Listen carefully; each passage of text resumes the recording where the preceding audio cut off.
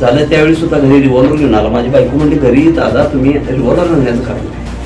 आपण friend circle आहे ना, नाही मला 24 तास माझी कंप्लेंट असतेच, त्याचं लायसन्सचं पेपर आहे, पण घरी घेऊन येणं साहेब योग्य नाही. एकाला दिवशी सांगितलं होतं की तुला 6 महिन्याच्या ठरमाना बरोबर साहेब तिने 16 जुलै तारीख निवडली, कारण निकाल लागला 16 जानेवारीला. 16 जुलैला बरोबर साहेब 6 महिने पूर्ण होते. याला काय जातीवाद तीडबीड निर्माण करायचं होतं का? पहिल्याच मी हिंदुत्वादी काम करतोय, बरोबर गोळ्या मारला मुसलमानांची 2 पोरं निवडली. मी सूरज हनुमंतराव साखरे 16 जुलै रोजी भर दिवसा माझ्यावर नवीन वाशी नाका येथे गोळीबार करण्यात आला. सदर गोळीबारामध्ये गणेश खाडे हा मुख्य सूत्रधार असं निष्पन्न झालेलं आहे. तर मला आता तुमच्या माध्यमातून एक विनंती करायची आहे की ह्या हल्ल्यामागे गणेश खाडे, त्याचे वडील रमेश नागेश खाडे, त्याचा छोटा भाऊ आनंद रमेश खाडे हे सुद्धा सामील आहेत. आणि या सर्वांच्यापासून माझ्या जीवितास धोका आहे. मला पोलीस प्रशासनानं पोलीस संरक्षण द्यावं ही मी त्यांना विनंती करतो. कारण अजूनही गणेश खाडे मोकाट आहे. त्याच्याकडं रिव्हॉल्वरचं स्वतःचं लायसन आहे, 9mm त्याची पिस्टल आहे आणि अजूनही तो मिळून आलेला नाही. मला माझ्या कुटुंबियांना त्यांच्यापासून जीवितास धोका आहे हे मी सांगू इच्छितो. अजून नावं निष्पन्न झाली तरी अजून अटक होत नाही, याच्या पाठीमागे काय कोण राजकीय व्यक्ती आहे काय? नाही, तसं काही नसणार आहे. पोलिसांचा तपास काय अतिशय चांगला चालू आहे. पण ही पैशानं माजलेली लोक आहेत तो साहेब. पैशाचा दुरुपयोग करून ना हा पळापळ खेळत बसणार, कायदेशीर काहीतरी त्यातनं पळवाटा काढत बसणार.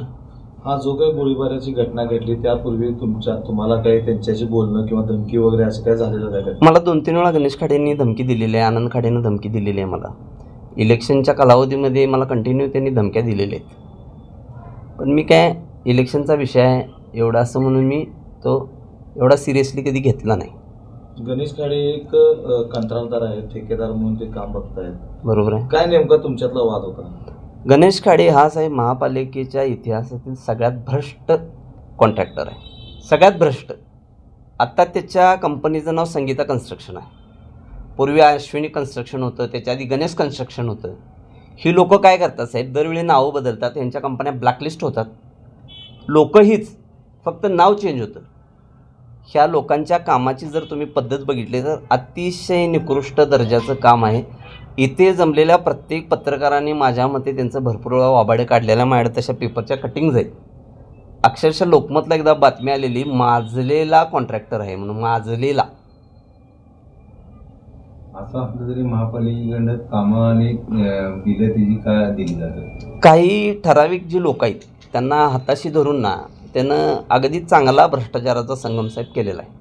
आता मी त्याचं देवकरपणांचं जे काम जे बंद पाडलं तर त्या कामाची मी तुम्हाला एक थोडक्यात जराशी माहिती सांगतो. ते काम काय होतं.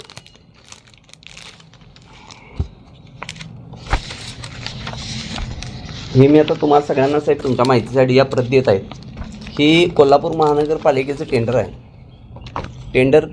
Tender notice number 35. तर याने ना साहेब देवकर पाणंद ते साई नाका डांबरी रस्ता साहेब मंजूर होता 1.5 कोटीचा डांबरी रस्ता साहेब. टेंडरमध्ये डांबरी रस्त्याचा उल्लेख होता आणि या डांबरी रस्त्याचं ठेकायला मिळाला होता. त्याच दरम्यान PWD विभागाचं 25 कोटीचं कॉन्क्रीट रस्त्याचं काम निघालं होतं. मग आता ह्या महाशयांच्याकडं कॉन्क्रीटच्या रस्त्याचा एक्सपिरियन्स नाही. यांनी काय केलं, यांची महानगरपालिकेतली बगलबच्चे पकडलीत. पूर्वी यांनी महानगरपालिकेच्या अंतर्गत कोमनप्पा प्रभाग क्रमांक 52 बलराम कॉलनी अंतर्गत बलराम कॉलनी पार्क येथे गोरख वातकर घर ते भुरके घर दोन्ही बाजूस गटर करणे, गणेश कॉलनी अंतर्गत नारायणी बंगला ते खाडे गॅरेज ते अवधूत सुतार घर चॅनल गटर करणे. यात साहेब कुठेही कॉन्क्रीट पॅचेसचा उल्लेख आहे काय? सदरचं साहेब काम 24,19,000 रुपयाचं काम आहे. हे यांनी साहेब काम केलं. या कामाचे आजचे फोटोसुद्धा आजच्या तारखे साहेब फोटो हे बघा, गटरी त्यांनी केल्या तिथं.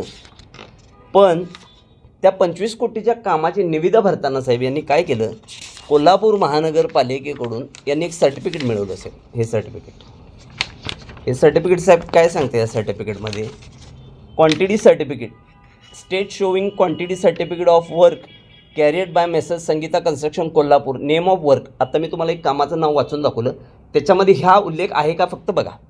कोल्हापूर महानगरपालिका प्रभाग क्रमांक 52 बलराम कॉलनी अंतर्गत बलराम कॉलनी पार्क येथे गोरख वातकर ते भुरके घर दोन्ही बाजू गटर करणे व पॅसेज कॉन्क्रीट करणे.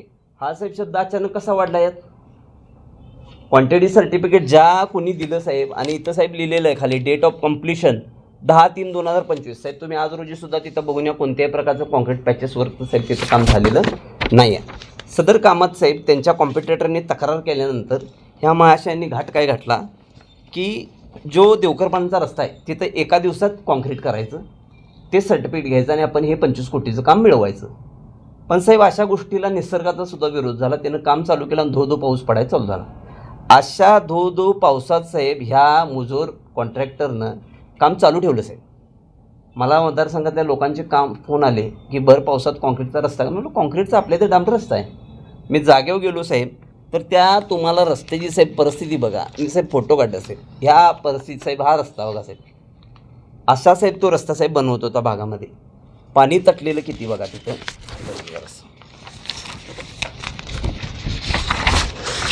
हे साहेब गुगल फोटो आहे ना त्यावेळेचे. तर हे साहेब सगळं पाणी तटलेलं. मी साहेब तिथं गेलो लोकशाही मार्गाने, त्यांना विचारलं टेंडरमध्ये रस्त्याचा उल्लेख आहे का, डांबरीचा उल्लेख आहे का, कॉन्क्रीटचा उल्लेख आहे काय. तर ती निरुत्तर झाली. सगळ्यात महत्त्वाचा विषय साहेब, कॉन्क्रीटचं काम करत असताना तुम्हाला 40 दिवस आधी मिक्स डिझाईन रेडी लागते. तो कायद्याचा साहेब तुमच्या म्हणजे एक क्रायटेरिया आहे. तर ते काही नाही, सगळं मॅनेज करून केलं. त्यानंतर तिथं फुलारी साहेबाला ती म्हणजे आम्ही एक्स्ट्रा आयटममध्ये पकडणार आहे. ते काय मला ते सगळं कळालं, हे सगळं मॅनेज आहे. तिथं काम मी नागरिकांना घेतलं, ते काम बंद पडलं. 2 महिने साहेब ते बंद झालं काम. त्यानंतर उन्हाळ्यामध्ये साहेब ते खडखडीत काम करून घेतलं साहेब. त्याच्यानंतर महानगरपालिकेची साहेब इलेक्शन जाहीर झाली. लक्षतीर्थ वसाहत जिथे माझा जन्म झाला, जी माझी मातृभूमी आहे, त्या मातृभूमीला यांनी एका निवडणुकीच्या प्रचाराच्या हौसेभरात इथं जन्माला आलो हे पाप म्हणते. त्याच्यावर मी साहेब काउंटर भाषण केलं की तुम्ही जिथं जन्माला आलं त्याला पाप म्हणू कसं शकताय साहेब. मुळात आमचं लक्षतीर्थ एवढं पावन आहे तुम्हाला सांगतो. त्या साहेब जर सर्वात स्नान केलं ना 1 लाख तीर्थांचं साहेब पुण्य मिळते. महाभारत आणि रामायणामध्ये उल्लेख आहे साहेब. म्हणजे आपले जे ऋषी आहेत अगस्त्य ऋषी आणि त्यांच्या पत्नी साहेब तिथून यज्ञ करून गेलेले. म्हणजे एवढं सगळं असताना तुम्ही केवळ निवडणुकीसाठी मग आमचा विरोध चालू झाला. त्यांचा त्या निवडणुकीमध्ये दारुण पराभव झाला. दारुण असेल 3 नंबरला फेकली गेली ती. त्या दिवशीच मला गणेश खाडेनं निकाला दिवशी सांगितलं होतं की तुला 6 महिन्याच्या ठार मारणार.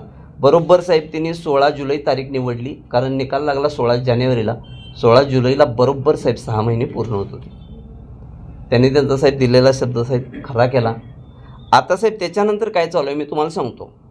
तुम्ही म्हणजे मला तुम्हाला लोकांना एक कळकळी विनंती करायची आहे की तुम्ही लोकशाहीचा साहेब 4था स्तंभ आहे.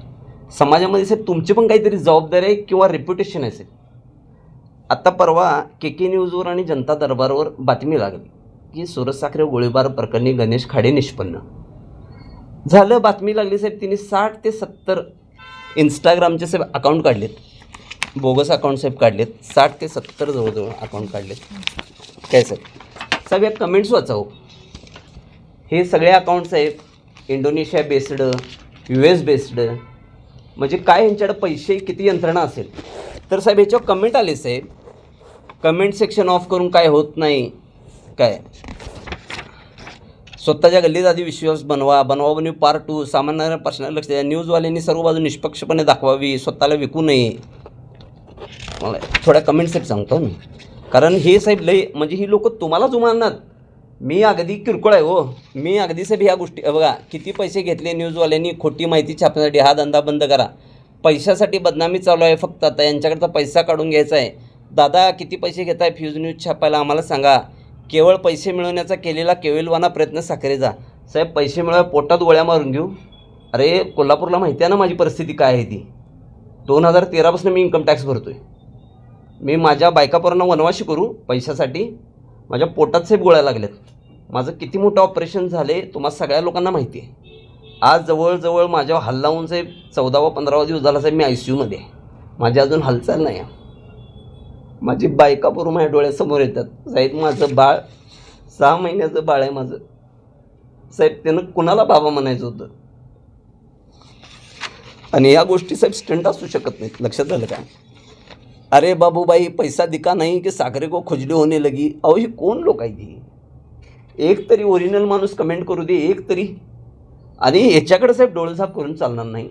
ही जर तुम्हा लोकांना जर असे जर करत असतील तर माझ्यासारखी साहेब यांना किरीत कराटा लोक आहेत. लक्षात ठेवा. दुसरं साहेब मी तुम्हाला सांगतो गुंडगिरी म्हणजे काय असते. मी साहेब तुम्हाला सांगतो साहेब गुंडगिरी गुंडगिरी म्हणजे साहेब फाळकुड दादा बिदा करतात ही साहेब गुंडगिरी 100% आहे. दुसरी गुंडगिरी साहेब समाजास वेठीस धरणे, समाजाने प्रामाणिकपणे कराच्या रूपाने भरलेला पैसा लुटणे ही खरी गुंडगिरी आहे साहेब.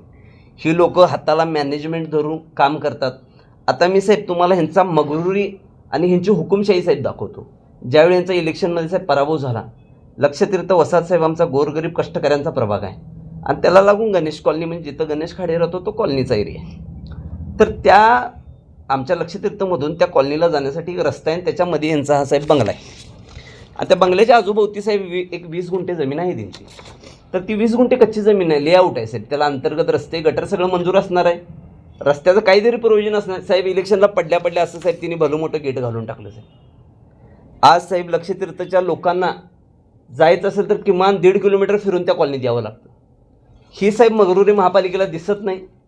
कितीतरी लोकांनी तक्रारी केल्या पण याच्यावर कारवाई होत नाही. आज मला साहेब सांगा तुम्ही ही कंपाऊंड घालण्याचं साहेब कारण काय? सार्वजनिक रस्ता आहे बघा, इथं डांबरी रस्ता आहे हा. मग डांबरी रस्ता तुझ्या लेआउटमध्ये आला कसा? इथनं साहेब डायरेक्ट त्यानं कट करून टाकलं हे सगळं. आज फक्त इथं ह्याची प्रायव्हेट वाहनं इथून ये जा करतात. आजूबाजूची जेवढी लोक आहेत त्या सगळ्या लोकांनी साहेब फिरून यायचं. दुसरं साहेब सांगतो मी गुंडगिरी काय असते, त्या समाजाला न मानणं. आज ही तुम्हाला सांगतो ही लोकमतवाल्यांनी साहेब बातमी लावलेली होती, गणेश खाडेची बातमी साहेब ही लावली होती. त्याच्या नावानिशी साहेब बातमी आहे. तर ही बातमी साहेब कधीची आहे? 30 डिसेंबर 2024. काय लिहिले साहेब बातमी बघा साहेब. ठेकेदार निकृष्ट दर्जाचे रस्ते करतो मात्र त्याच्यावर काहीच कारवाई केली जात नाही. कारण खुशी स्वीकारल्यामुळे अधिकाऱ्यांची तोंड आधीच बंद झाली आहेत. त्यामुळे ठेकेदाराची मनमानी वाढली आहे, तो मस्तवाल झालेला आहे. साहेब ह्या भाषेत साहेब ह्याचा समाचार घेतला तरीसुद्धा साहेब ह्याच्यावर कारवाई होत नाही. दुसरं साहेब मी तुम्हाला सांगतो गुंडगिरी साहेब काय असत्या. सामाजिक जीवनात साहेब वावरत असताना आपण समाजाचं काहीतरी देणं लागतं आणि समाज आपला काहीतरी आदर्श घेणार ह्याची भूमिका साहेब सगळ्यात महत्त्वाची असते. आता ह्या व्यक्तीचं आयुष्य किती वादग्रस्त आहे मी तुम्हाला सांगतो. हा गणेश खाडेचा फोटो. ही त्यांची पहिली पत्नी कोमल गणेश खाडे, पहिली पत्नी असा उल्लेख करतोय मी साहेब. त्याच्यानंतर आता हा दुसरा फोटो, या त्यांच्या दुसरी पत्नी नम्रता गणेश खाडे. आता मी तुम्हाला तिसरा फोटो दाखवतो. हे त्यांची तिसरी पत्नी साहेब अनुजा गणेश खाडे. साहेब मला तुम्ही सांगा भारतीय कायदा साहेब बहुपत्नीचा कायदा आहे का हो? काही नाही, एकट्यानं काय संविधान स्वतःचं चेंज करून घेतले. बरं ठीक आहे, 3 लग्न केली सगळं झालं. आताही म्हणतील हा माझा पर्सनल विषय. अजिबात साहेब पर्सनल विषय असू शकत नाही. स्वतंत्र भारताचा कर्तव्यदक्ष नागरिक म्हणून साहेब मला यात तक्रार करण्याचा अधिकार आहे. पहिली पत्नी हयातीत असताना मुळात तुम्ही दुसरं तिसरं लग्न केलं कसं? त्याच्यापेक्षा पुढची गोष्ट ह्या तिघींचे साहेब आधार कार्ड पॅन कार्ड याच्या नावे आहेत, पासपोर्टसुद्धा आहेत.